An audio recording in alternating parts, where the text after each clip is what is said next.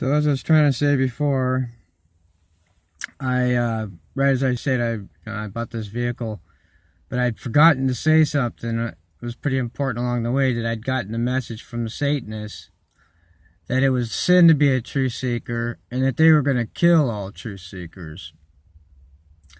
So I guess the reason why I wanted to make sure and let everyone know is because if you're not right with the Creator and you're seeking truth, and they get you before you get right with the Creator, the devil's gonna have a field day with you in hell because you were a truth seeker. So it really is playing with fire to be a truth seeker, but not a seeker of the Creator, Yah. So I guess I just wanted to give that warning off because that's what they gave to me. But to go on with my story, so Yah's grace, I got this vehicle for $1,500.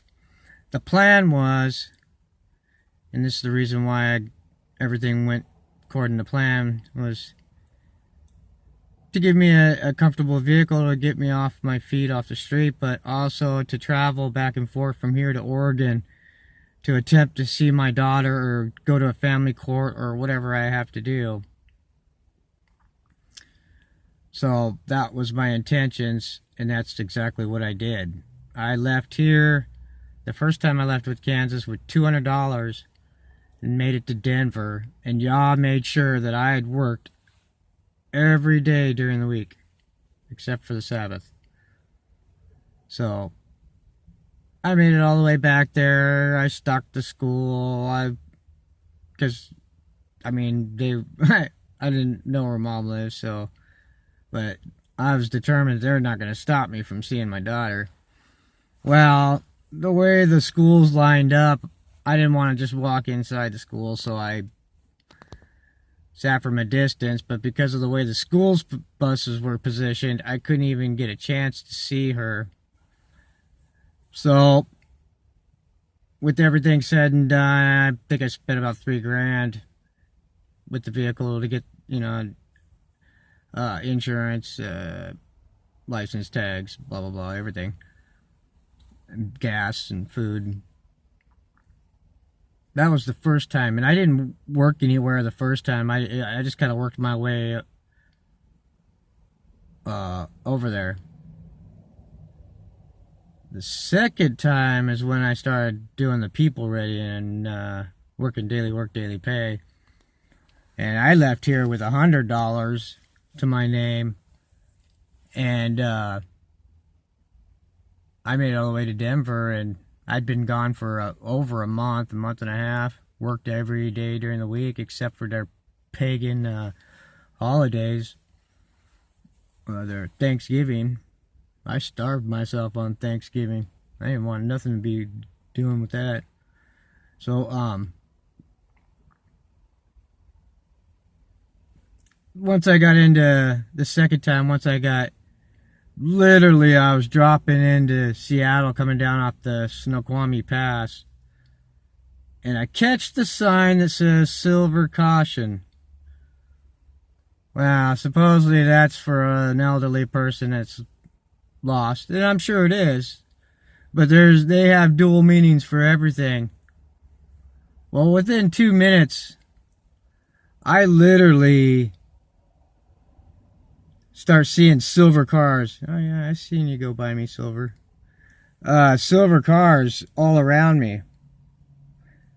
Well, then from that point on, it was like obvious that it was a silver caution because of me being a Satanist hater, and have told the Satanists if anyone tries to kill me or come after me, that I am going to defend myself and kill them. So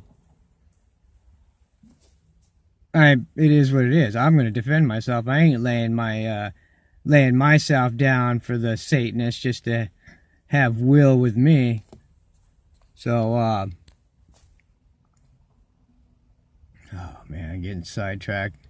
I get so worked up thinking about all this garbage. Oh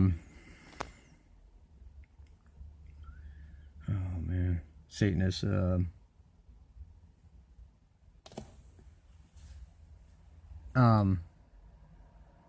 So I noticed all these silver cars,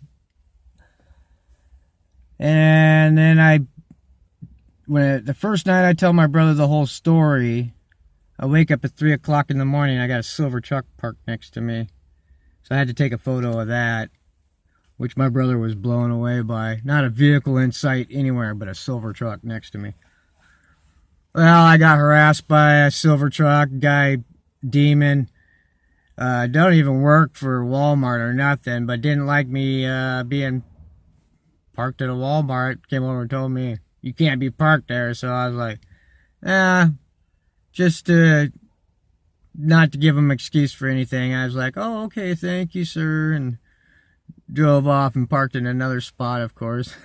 Same Walmart. I ain't gonna move that far. But, well then, so I'm working, I get that week's worth of money saved up. Bam, I'm going down to see my daughter. I'm close now. Oh well, as I'm getting closer to my daughter, they were coming out of the woodwork. Silver cars came out everywhere. But I also realize now that I guarantee a good chunk of the population of the reptilian race lives in between Seattle and the Portland, Medford, Southern Oregon area. Of course, California too. The whole West Coast. But they love that rainforest up there. They smell me and I could smell them. I could tell you that. And if I didn't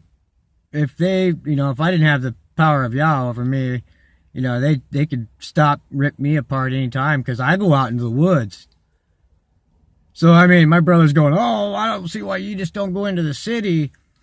I'd want to be around a bunch of people. And I'm like, no, I like going out to the woods. See, I would rather take on 1,000 versus take on 2 million in the city, 1 million in the city, 500,000 in the city. But even so, it's not like I'm so scared that I can't go to the woods. Because I know that if I'm doing right with Yah, that I'm safe. Now, yeah, granted, it could be freaky or whatever at times. Especially in the beginning when I didn't understand really quite what was going on. I knew I was being slapped around by Yah because I'd done wrong. I did some serious wrong. Well, the funny thing is, in society, it wouldn't be wickedness, but I guarantee you, it's pure wickedness in Yah's eyes. So, they put me on that silver alert. Well, instantly, as soon as I got down near my daughter on the beach, which is where a lot of these Satanists live, the rich down on the beach, I had a cop right on me, instantly checking my plates, and then ran off.